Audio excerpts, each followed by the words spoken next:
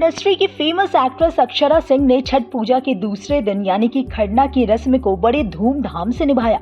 इस दौरान के अब कई सारे वीडियोस और पिक्चर्स सोशल मीडिया पर छाए हुए हैं। अक्षरा ने बताया कि कैसे उन्हें इस पवित्र पर्व का महत्व समझाया गया और साथ ही उन्होंने एक इम्पोर्टेंट बात भी रेज की।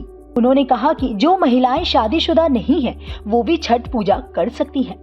तो चलिए हम आपको दिखाते हैं अक्षरा सिंह का ये लेटेस्ट और वायरल वीडियो।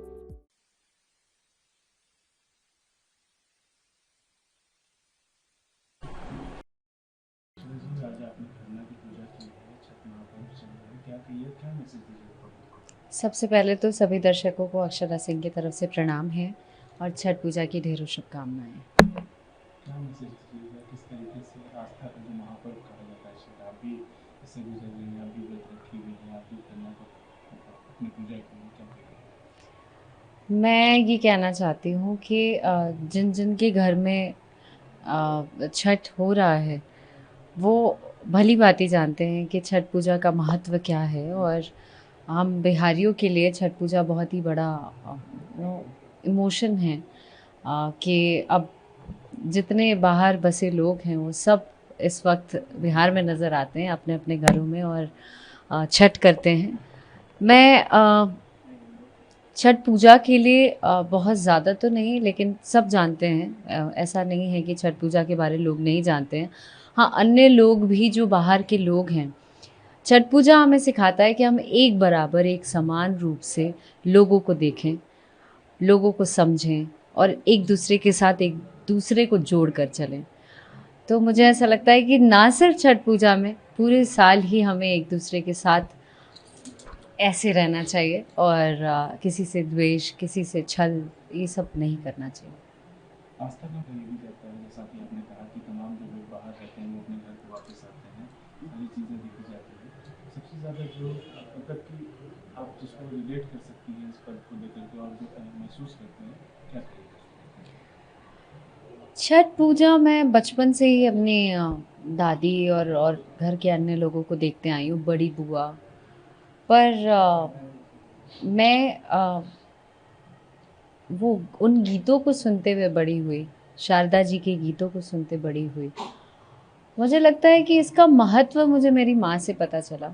घर में तो होता ही था, लेकिन एक बार एक शारदा जी का गीत है, चुगला करे चुगली बिलैया करे म्याऊं। तो ऐसा गीत बज रहा था पूरे अगल बगल और मैं 5 साल की थी। मैं घर में उसका मजाक उड़ा रही थी।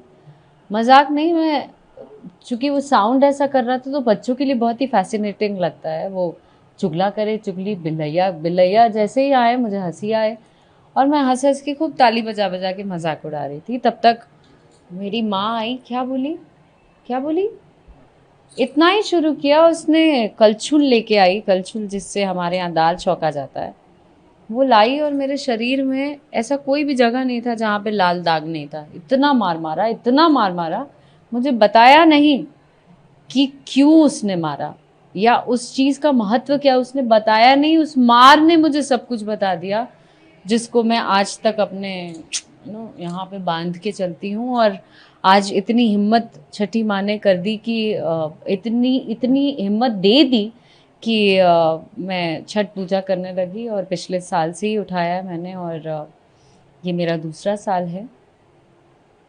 अब पता नहीं छठी माँ चाहें तो कब तक करती हूँ। मेरा ऐसा पर्सनली मानना है, जब मैं छठ पूजा कर रही थी तब कई लोगों ने ये भी पूछा मुझसे कि आप शादीशुदा तो है नहीं।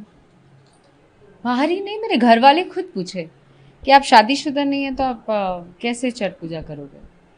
मैंने बोला ओके, लड़के तो शादीशुदा नहीं हैं, फिर लड़के क्यों कर रहे हैं? क्या पूजा और आस्था किसी बंधन में बंधने के लिए तो नहीं है? मेरा ऐसा मानना है पर्सनली। मे भी लोग ऐसा कह सकते हैं कि मेरे फादर से भी बात हुई, बहुत लॉजिकली बात हुई। मैंने पापा से पूछा कि अच्छा ठीक है, लड़के क्यों कर रहे हैं पापा?